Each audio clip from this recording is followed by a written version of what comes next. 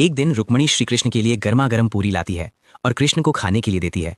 जैसे ही श्री कृष्ण पूरी को खाते हैं, पूरी गर्म होने की वजह से उनका मुंह जल जाता है और उनके मुंह से राधा शब्द निकल जाता है।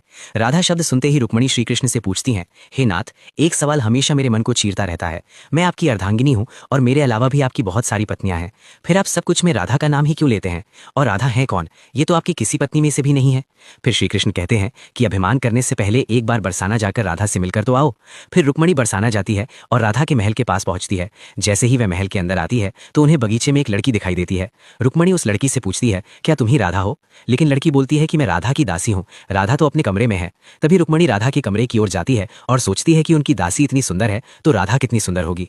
तभी रुक्मणी राधा के कमरे में पहुंचती है और राधा को देखकर चौंक जाती है और कहती है, क्या तुम राधा हो? और तुम्हारे चेहरे पर यह जला हुआ दाग क्यों है?